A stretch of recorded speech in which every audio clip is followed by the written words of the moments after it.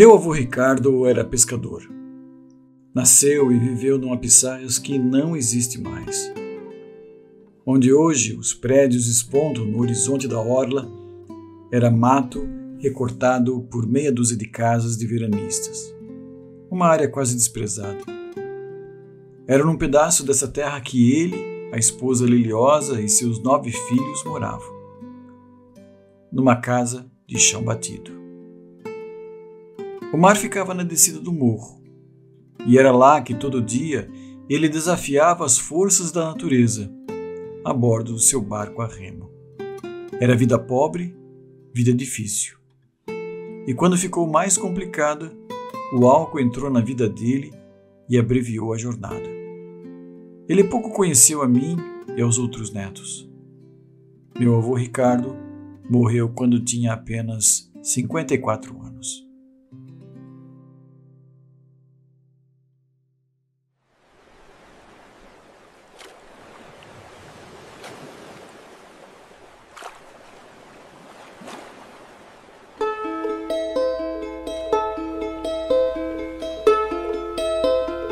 Décadas depois, eu quis entender melhor essa vida que depende do mar e dos seus humores. Entender como ela ainda persiste em tempos tão diferentes. Pissarras mudou. Virou cidade, virou turismo. Verticalizou. Mas os barcos ainda estão por aqui. Escondidos das praias, mas ancorados ao longo do rio Pissarras. Conversei com pescadores de várias gerações. Alguns conheceram meu avô. Outros vieram de outros lugares. Escolheram o mar. Cada um me contou uma história. Juntas, essas histórias formam um retrato do passado, presente e futuro. Um retrato de resistência, de amor, de luta e também de ameaças. Um retrato de incertezas. Tudo isso é vida de pescador.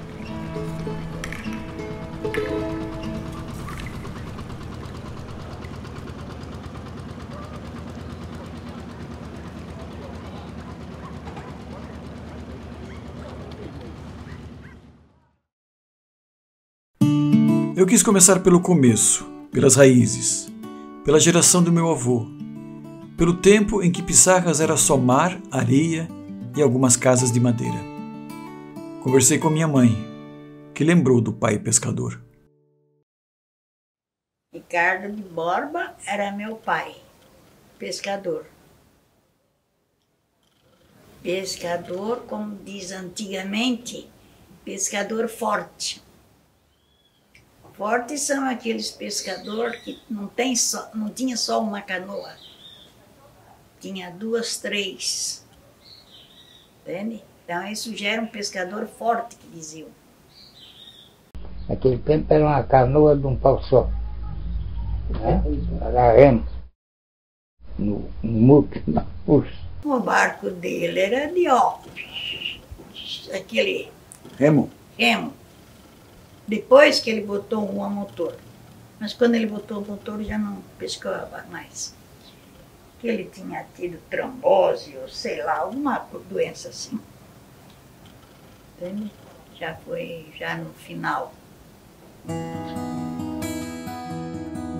Eram tempos de fartura no mar, o que não significava dinheiro no bolso.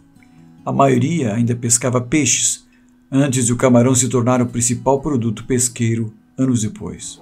Ele pescava tudo quanto era peixe, a única coisa que ele não pescava era camarão. Os camarão, às vezes, se ele botasse uma rede, vinha algum camarão, mas ele pescava mais era com anzol. Ele botava um monte de anzol, né? Depois ia puxando, ia vindo os peixes. Naquele tempo era de espinhelo que a gente pescava. Era só espinhela, agora é só camarão, que eles vão comer só camarão. Né? Peixe matar 300 curvinhas, 500 pescadinhas, cação viola, vocês nem conhecem cação viola hoje, né? Era peixe assim, tamanho assim.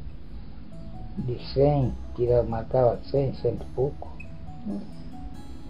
Tinha fartura, de peixe tinha fartura muito. Então nós vivíamos com aquilo, né? Quando para vender, eu vendia 13 cruvinas pelo R$1. Aí não tinha quem comprasse na praia, nós pegava todo peixe e ia pro sertão. Estava nas costas, ia no sertão, trocava por batata, aipim, farinha, café, aí trazia para casa para se manter, né? Naquele tempo vivia só de peixe, farinha, dinheiro para comprar sal, açúcar e a querosene que só usava isso. Numa realidade sem grandes oportunidades, as infâncias eram roubadas pelo mar. Não por crueldade, mas por necessidade ou pela falta de perspectiva melhor. Era o mar que dava o sustento, mas cobrava cedo. Filho de Abrão Neves, Zeca conheceu bem cedo seu lugar no mundo. E era no mar. Eu comecei a pescar com 13 anos. E era canoa a motor, mas era um motorzinho pequenininho. Mas eu ia sozinho pegar o camarão, tá? Todo dia. 7 anos. Estava na mesa de camarão. Eu, minhas irmãs, minha mãe, meus irmãos. Tanto que os meus irmãos, eu, na época, tive que, uma época, sair do colégio para ajudar no camarão. Entendeu? Às vezes o meu pai queria que nós se formássemos, tanto que ele formou o último filho dele, o Zé, né, o professor Zé, ele se formou. Mas o camarão também, nós tivemos que ajudar muito meu pai, com a minha mãe, né? Tere, quando você olha um barco desse aqui, que lembranças te traz? As lembranças do meu pai chegando do mar, nós esperando ele em cima do trapicho, entendeu? É uma lembrança muito boa. E não, eu sei que não volta mais, mas eu tenho muita saudade dele, assim, dele chegando, dele... Quero meu almoço tá pronto, tô chegando com fome. E via nós tudo com aquele sorriso dele, né? E hoje é saudade, né, dele. Daquele camarão, muito camarão para nós limpar. E eu às vezes vinha para cima do trapicho, rezava para Deus para ele não trazer tanto camarão. E no final ele trazia um monte de camarão. Ele era pequeno, né? E o camarão ia ficar para nós limpar. E saudade dele. A minha mãe também, esperando ele. Eu comecei na pesca, quando eu saí de Bombinhas, eu tinha 1 ano de vida. Eu e meus pais vieram para Itajaí e começamos a trabalhar no Itajaí. Eu comecei aos 6 anos de idade com meu pai. Ali que eu comecei a pesca, né? Estudava e no caso, às vezes, no final de semana, eu pescaria com ele. Às vezes, sábado, domingo, ele me levava para o mar. Aí eu comecei a ingressar na pesca. Mas já tive até São Sebastião, morei em Armação aqui em Itapocorói, né? E estamos aí até hoje, né? Na graça de Deus. Meu pai já se foi com 72 anos e hoje nós estamos encaminhando o que ele deixou, né?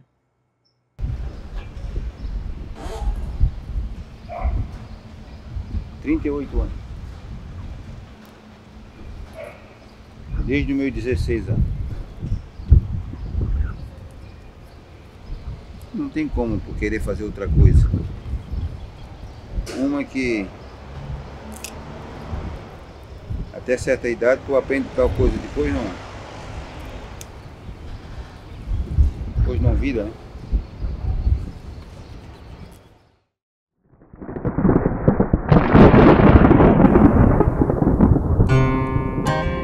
Eu quis entender o que é de fato essa vida, a rotina, os desafios, os perigos da vida sobre uma embarcação muitas vezes impotente diante da fúria e dos imprevistos do mar. Queria saber o que o meu avô enfrentava, o que esses homens e mulheres enfrentam ainda hoje. O que terá passado pela cabeça de Ricardo quando, de uma vez só, perdeu 2 irmãos para o mar. Porque o mar ficou muito ruim, de repente veio uma onda muito grande. E daí eles foram pro fundo. Ele conseguiu sair lá de baixo e vir para cima e ficar em cima da canoa. E os outros não conseguiram, os outros 2. E nunca acharam o corpo. Eles sabiam nadar? Não sei também. Daí até que depois, no outro dia, é que passou uma canoa de motor, né, de pesca, é que viu aquilo lá e que foi lá que pegou ele. Mas os outros dois não. Porque aí eu falei para ele, porque não era seu dia. Uma vez peguei um lá na Barra Velha que peguei lá às 10 horas, cheguei aqui 3 horas da manhã. Foi no pau. Foi no pau para chegar.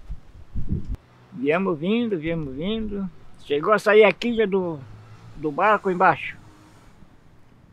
Aí estava em dois. Daí um vinha desgotando e o outro vinha dirigindo. Mas não adiantava andar muito também porque tinha vento, daí embaça, né? Fica batendo. Demorei muito tempo. O mar entrava na proa, saía na popa, né? Então nós já estava em perigo assim, que é para cair na água, que é para chegar na praia. Mas estava longe da praia. Aí nós ia conseguir, né? Mas talvez, porque nós era novo, né? Susto às vezes te leva com o tempo, né? É com, às vezes, uma trovoada forte, né? Que a trovoada forte é perigoso no mar também, né? E às vezes também levamos muito susto com baleia aí, né? Uns anos passados agora foi com as baleias, né? Não porque ela é um bicho feroz, mas porque ela é um bicho muito enorme, grande, pesado, ela pode vir bater num barco e quebrar uma tábua, botar no fundo, né? Porque é um bicho pesado, né? Então, e o resto mais assim é com tempestade, né? Trovada é perigoso. Já passei assim uns apertos aí já. Um aperto já bom. É assim, porque a trovada a gente não pode, eu digo assim, ó, se apavorar, né? É naquela hora que tu tem que manter a calma e ver certamente o que tu vai fazer. Aí, então assim, na hora da trovada a gente aguenta na proa, em cima do vento. Se tu não conseguir aguentar em cima do vento, o motor não consiga romper, tu tem que jogar na popa, rapidamente. Tu joga para a popa, diminui o teu motor e deixa ele te levando. O vento vai te levando devagarzinho, só vai aguentando na popa. Porque a trovada é coisa de 5 minutos, 10 minutos no máximo. Ela passou, fica tudo de novo, né? Uma mansidão. Tu faz a volta e vem embora. Mas é uma experiência da vida também, né? Porque o negócio é feio, é feio. Se deixar de lado, se bobear, emborca lá fora. Emborca. A introdução de motores nas embarcações marcou uma mudança no cenário da pesca. Antes, nos tempos de meu avô, a praia era o ponto de partida para a atividade.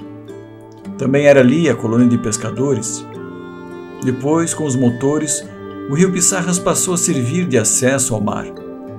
Só que até as obras de retificação e desassoreamento da foz do rio, a partir dos anos 70, sair para o mar representava um desafio nos dias de maré baixa.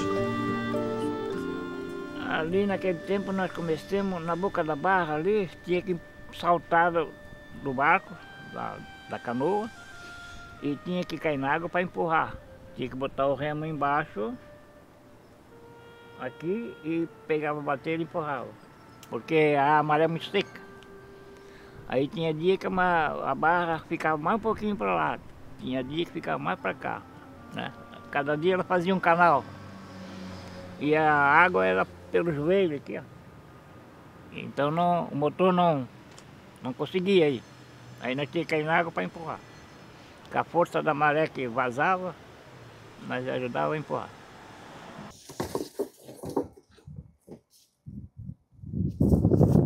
Ó, essa é a nossa rede.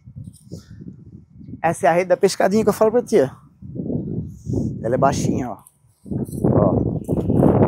Ela é baixinha, tá vendo?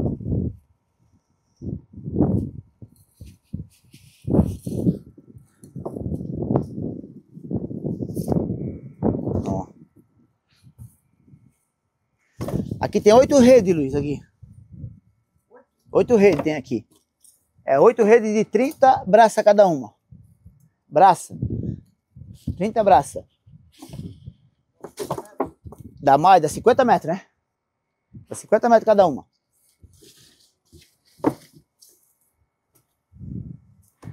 Aí essa poita ali é para poder dar peso, para poder puxar ela pro fundo. Aí tu vai andando com o barquinho devagarzinho, ela vai saindo. Aí quando tu acaba de esticar ela toda, Aí vai uma poita mais pesada lá, aí tu sai puxando ela, tipo círculo assim, não tem?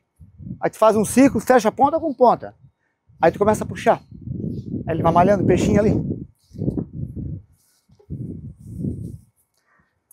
Ó, e essa é a bandeirinha. Ó. Essa é a bandeirinha que vai. Ó. Essa aqui é a bandeirinha.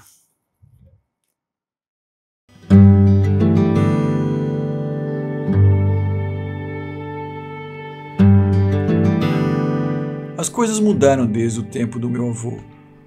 A tecnologia chegou, a organização também. A colônia de pescadores ganhou espaço próprio com o apoio do Estado. Mas quanto melhoraram as condições de trabalho? Foi suficiente para incentivar as novas gerações? Melhorou bastante, né? Melhorou bastante, porque até a nossa rampa aqui, ó, quando nós puxávamos as embarcações, era lama. Não era lama, hoje já é concreto, já tem os carrinhos, antigamente era o rolo, era rolos que a gente puxava. Muito complicado, era bem, nesse ponto já melhorou bem, já ficou bem bom para os pescadores. Tem mais a melhorar, né? E a gente vamos correr atrás para sempre estar melhorando, né? Sempre estar melhorando. Eu que me criei já desde 6 anos na vida do mar, né? E para nós aqui, olha, a pesca para nós aqui, olha, tá de nota 10. Para mim é nota 10, né? Porque a gente, é como eu sempre falo para os pescadores, nós como colônia, né? Eu digo assim, hoje eu represento colônia, a gente tem que andar sempre de mão dada com a prefeitura. Porque uma colônia sozinha ela não consegue se manter. Nossa colônia é uma colônia que tem, acho que 70 afiliados. Então como é que uma colônia vai se manter com 70 afiliados pagando R$250 por ano, né? Então se não for uma prefeitura nos ajudar a fazer um complexo daquele ali, né? As puxadas pra gente, né? Melhorar os carrinhos, né? Como fizemos outra rampa no outro lado. Então assim, ó, pra nós foi uma maravilha, né? Pra nós, olha, é inexplicável, né? Da ajuda que a prefeitura tem dado pra nós. Filho de Zeca e neto de Abrão, Roberto é a 3ª geração dos Neves na pesca artesanal de Pissarras. Quando começou a pescar, motor e guincho já deixavam a rotina do pescador menos penosa. Sim, facilitou bastante. Porque no tempo que o meu pai pescava, era tudo manual, na mão, né? Pescava com 2 redes, mas não tinha guincho, puxava tudo na mão. Hoje não, hoje tem um guincho para puxar o equipamento do fundo do mar para cima, né? Devido com rede, com porta, isso tudo, o guincho faz essa função, né? E antigamente era no braço, né? Aí, além disso, tem que escolher o camarão tudo. Era bem complicado aí para quem trabalhava sozinho, né? Mas não tinha outro jeito, era obrigado, né? Era dessa forma. Motor, guincho, infraestrutura, pequenas revoluções. Mas a essência permanece: sair de madrugada, enfrentar o mar, voltar com sustento. A gente sai daqui às vezes 3 horas da manhã de casa, né? Como eu falei pra ti, eu dependo da maré, né? Ó, a maré do jeito que tá aí eu não passo com aquele bote lá não, com esse aqui eu trabalho, né? Mas eu geralmente trabalho mais com aquele, a rasca camarão é só aquele, né? Então assim, a gente sai 3 horas da manhã, às vezes 2 horas, a gente trabalha o dia todo. Aí chega lá, larga a rede, a gente arrasta às vezes 2 horas, puxa um arrasto, entendeu? Aí escolhe, gela tudo, aí puxa o outro com mais 2 horas, aí em média 5 arrastos por dia, 6 de 2 horas. Escolher aquilo tudo, aí quando vem para a terra, embarca tudo novamente. É como tu vê lá, os tanguanes tem que ser fechado para frente, né? Tem um braço ali em cima, tem que baixar para poder passar na ponta, tem que embarcar as portas, e as portas é embarcar tudo no guincho. Isso aí é embarcar tudo no guincho, ninguém coloca nada na mão. Porque hoje em dia é muito pesado, né? 80 e poucos quilos para embarcar na mão. Então é tudo no guincho, né? É como eu falei para ti, hoje em dia ajudou muito, o guincho ajudou muita gente aí. Olha, uma rotina bem esforçante, né? Porque a gente sai de madrugada para pescar, o meu horário de pesca é da 1 hora em diante. Saio 1 hora para pescar, 10 horas, 10 e meia eu estou voltando do mar, né? Para chegar aqui talvez meio-dia. Às vezes a gente pode ser que chegue mais tarde porque devido ao tempo, né? Sai daqui com o tempo bom e chega lá fora, às vezes o vento vira, né? Aí tu dificulta um pouco, né? Para voltar. Mas é tranquilo. esse trajeto aí é todo dia, só que é meio cansativo, mas a gente vai levando, né? Não tem outro jeito.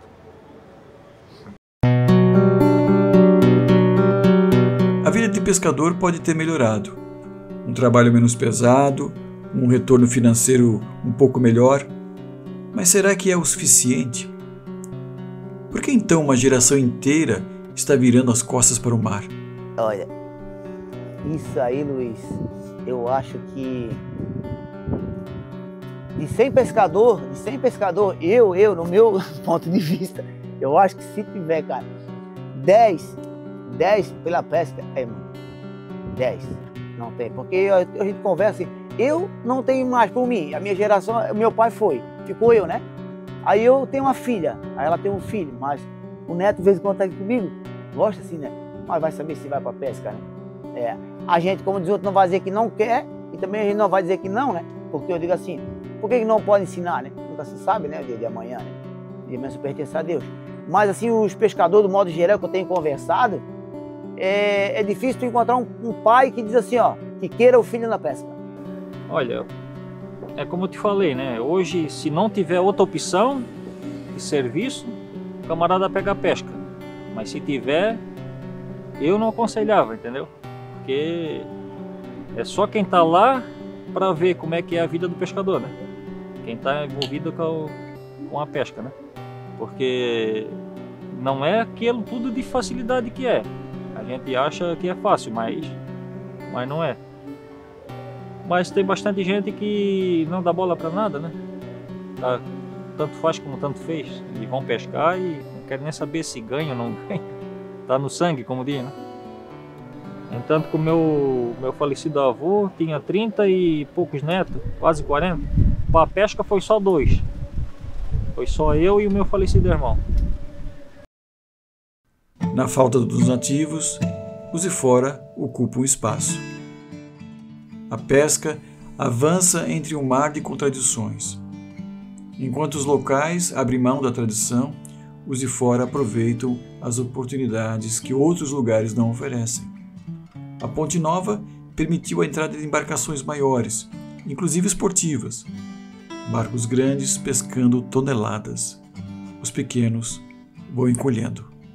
Tá entrando gente de fora, assim, que não, por exemplo, não são filho de pescador, que tá acabando um pouco isso aí. E a gente quer, né, a gente quer voltar de novo essa tradição, né, ele passa de pai para filho. Então, hoje em dia entra bastante gente de fora, né, e compra uma embarcação, aí, né, faz a documentação e vira pescador. E a gente tá buscando para incentivando, né, os filhos para pesca, seguir os passos do pai, né.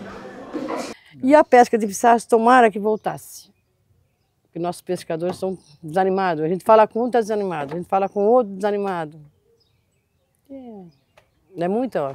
Olha o tanto de barco que tem. Há 5 anos atrás não tinha assim, ó. Tinha 1 ou 2. Olha quantos, tudo de fora. Não tem nenhum daqui. De pissarras aqui, ó, não tem nenhum. Barra Velha, Itajuba, tudo Itajuba. Eles usam o canal aqui do rio para pescar na nossa praia, né? Nossa praia, nosso mar. Aumentou muito o número de embarcações, tanto dos que vivem da pesca como o turista, né? Hoje a pesca, eu acho que talvez virou um esporte, né? Um esporte, muito turista vem para nossa cidade hoje pescar. Então eles não querem mais pescar um peixinho ou outro para comer. Eles querem talvez até mais do que isso. Até alguns que eu já vi, já conheço, que eles pescar o peixe, parar na peixaria e vender, né? Então não é preciso essa forma, né? Porque geralmente quem não vive da pesca, ele tem outro ganho de outra renda, né? Então eu não acho certo os caras virem de fora pescar o nosso peixe e vender na peixaria, né? Se tanto, como diz o outro, está tirando a produção da boca de quem precisa, na verdade. Isso tudo vai diminuindo o número de peixe pescado. Não do camarão, do peixe, né?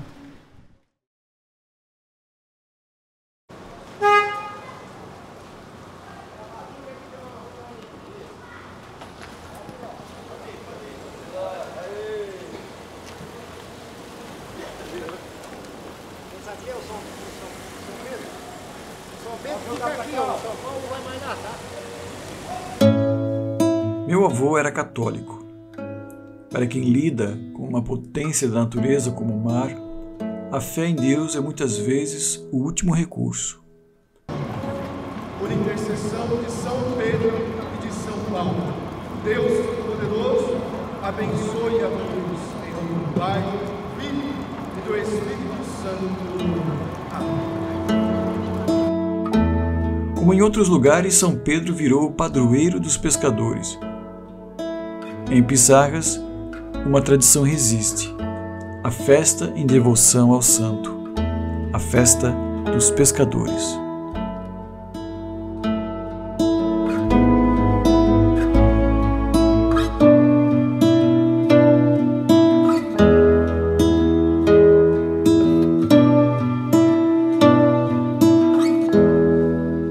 Dia 29 de junho. Os que têm ou criaram raízes se lançam ao mar uma vez por ano, sem a expectativa de trazer peixe ou camarão. Partindo da colônia de pescadores, eles percorrem o canal do rio levando a imagem do santo. São Paulo faz companhia. Santidade nunca é demais quando o assunto é proteção.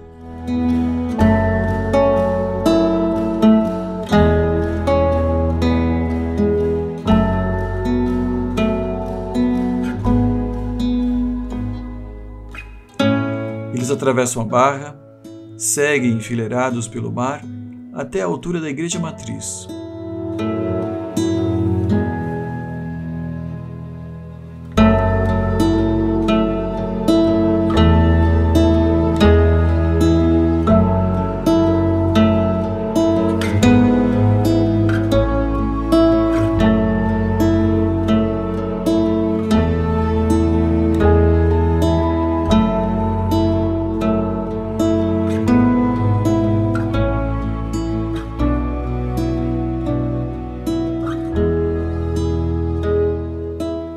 Rendem homenagem, pedem amparo para as horas difíceis e voltam. É um movimento de união, de exercício de uma fé. Eu acho que o homem tem que ter esse pensamento ligado a Deus. Porque a gente tem que ter, eu digo assim, um foco, né? Um foco naquilo ali. Claro, ligado ao serviço da gente, mas nosso pensamento tem que estar ligado em Deus. Porque tudo é por Ele, através dele, né? O ar que nós respiramos, né? A saúde que nos dá, né? A nossa visão, a nossa audição, tudo é por Deus. Então eu digo assim, a maioria do tempo é pensando nas coisas de Deus, né? Meu pensamento é assim. Temos a família, claro, a gente pensa na família, no sustento, mas tudo vem através de Deus, né? É isso que é o meu pensamento.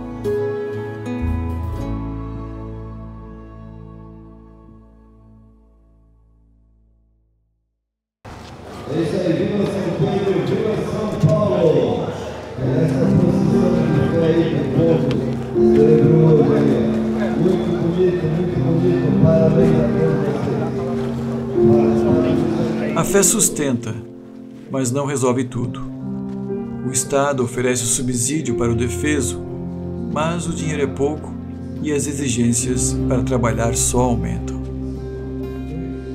Agora, por exemplo, está em período de defeso, são 3 meses parado que a gente fica, né, recebendo um salário mínimo por mês para tu te manter naquele tempo que está proibida a pesca. Então é pouco, né? Um salário mínimo é pouco hoje para você manter uma família, né?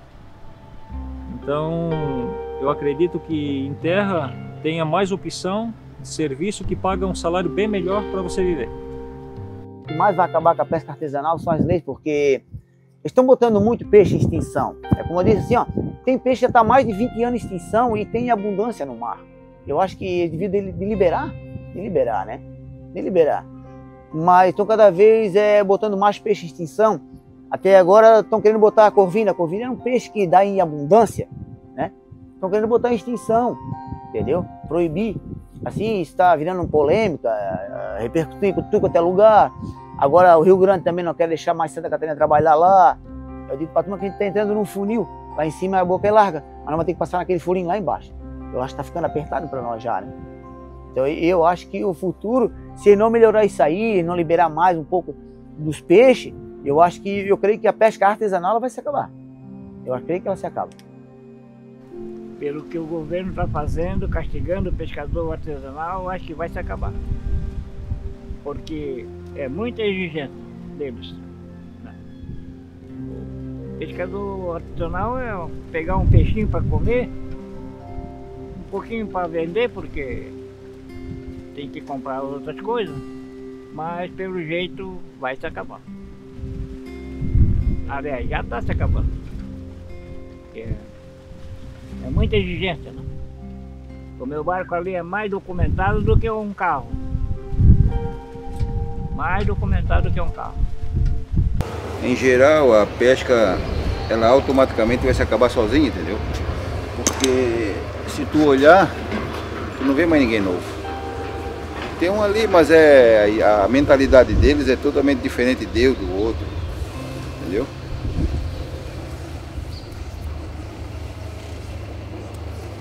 Então, se tu pegar assim, ó, 80, 100 pescador, tu vai achar 10 novos. Então o que vai acontecer? Vai se acabar. Os problemas de Pissarras não são isolados, são sistêmicos, afetam toda a costa. A pesca artesanal hoje, ela está estacionada. Qual é o gargalo, o maior gargalo dessa pesca? É investimento, é crédito para recuperar as embarcações. Uma outra coisa que é o gargalo mesmo se chama comercialização. A comercialização do pescado é muito complicada. Nós temos que fazer, urgentemente, um entreposto de pescado, onde os pescados capturados pela pesca artesanal, eles sejam beneficiados para agregar valor. Então o pescador entrega o peixe matuto e quem ganha mais, a fatia maior, é o atravessador. Além disso, tem os estaleiros, né, que os governos também têm que incentivar para colocar os estaleiros para a recuperação de embarcação, porque é muito caro, porque a maioria do litoral catarinense não tem estaleiro. Então é tudo estaleiros de pessoas particulares que se torna caro a limpeza da embarcação, a reforma do casco de uma embarcação. Tá? Aí tu vê uma coisa que existia muito antes, descascadeira de camarão. Manuel, sabe como é que eu tô falando? Sabe, né?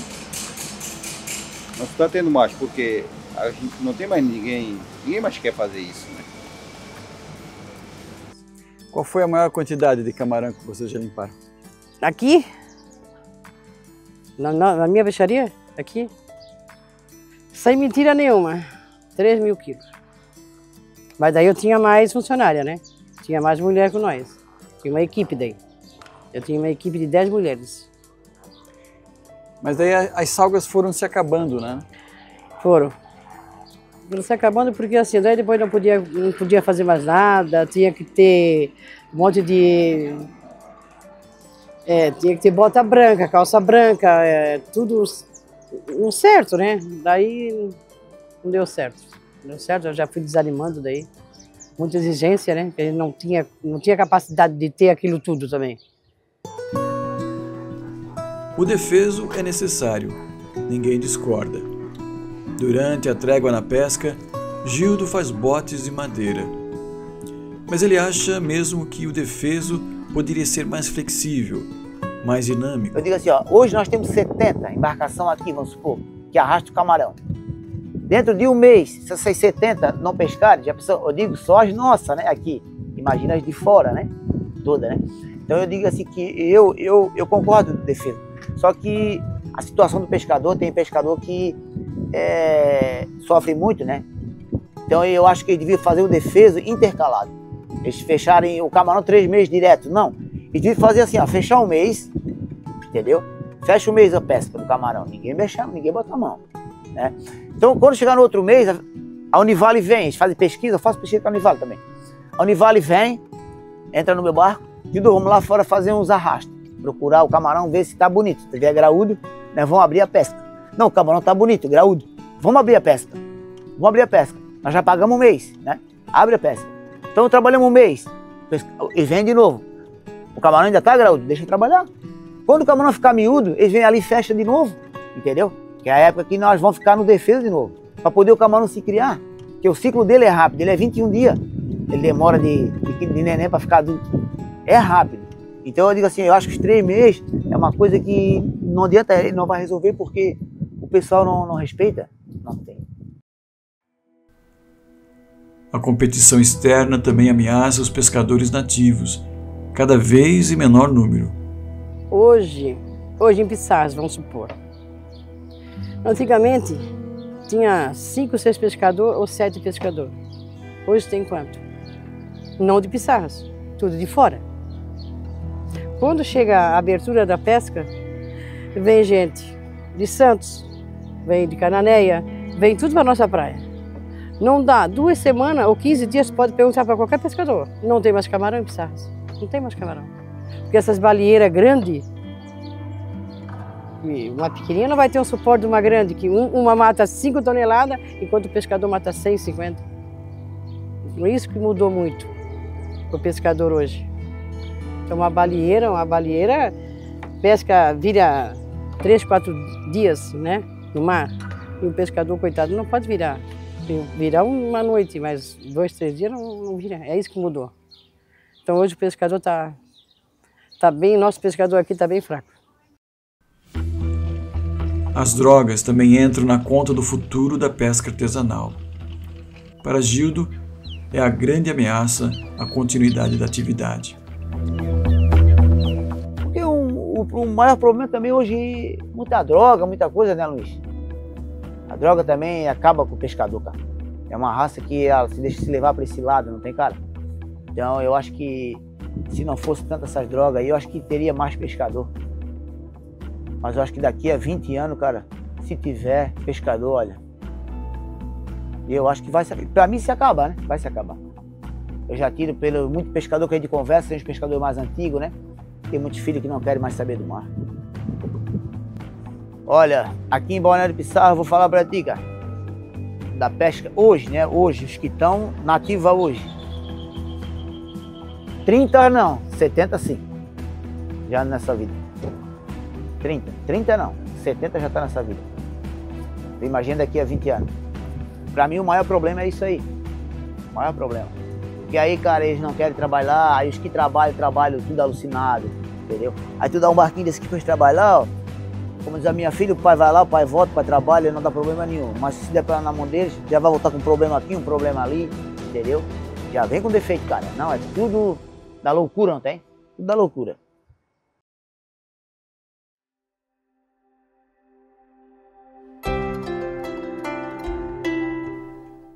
Eu ouvi muito pessimismo, muita reclamação. Alguns dizem que é hábito de pescador. Mas por detrás dessas falas, percebi algo mais forte. Ouvi homens e mulheres que reclamam porque amam, que denunciam porque querem permanecer. A queixa deles não é rendição, é resistência. Essa é a verdadeira força. Não está em negar as ameaças, está em continuar apesar delas. E que eu fiz a vida inteira, que eu gosto de fazer a vida inteira, realmente, limpar um camarão, descascar um camarão. Toda a vida eu gostei de limpar camarão e é o meu forte. Filha de pescador mesmo, porque a única que gosta de limpar camarão sou eu. Minha irmã mais velha também gosta. A pesca me proporcionou muita coisa, cara. Mas muita coisa. Durante essa minha vida. Meu Deus. Não tem nada a reclamar, cara. Eu quis essa profissão pra mim e eu tô levando até Deus sabe quando. Né? Quando ele achar que é a hora que a gente não é pra pescar mais, a gente para. Eu gosto muito da pesca. Não tem coisa, pra mim não tem coisa melhor, né? Não sei porque, às vezes eu digo pra turma assim, ó, cara, eu pego um carro pra Itajaí, cara, tu fica nesse trânsito parado aí, aquela agonia. Isso aqui não anda pouquinho, mas tu tens o marzão aberto pra tu viajar pra qualquer lado. Nada te impede, né? A não ser um vento, uma coisa assim, eu digo assim, né? Mas não tem trânsito, não tem trânsito. Você, por causa disso, a gente é acostumado nessa vida, que é uma paz lá fora, né? A gente é uma paz lá fora.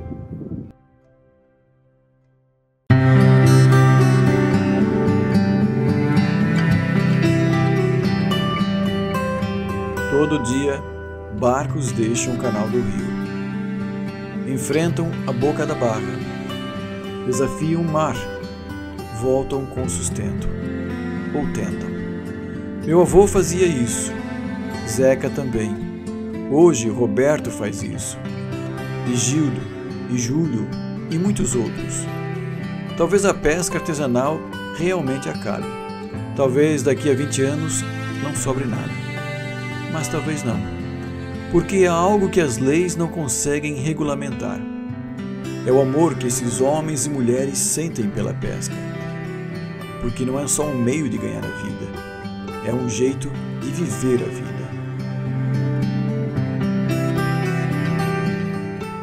Meu avô Ricardo morreu aos 54 anos. Mal me conheceu. Perdeu irmãos para o mar e viveu pobre. Mas ele amava o mar, apesar de tudo. E enquanto lembrarmos dele, desses homens e mulheres do mar, essa história não morre.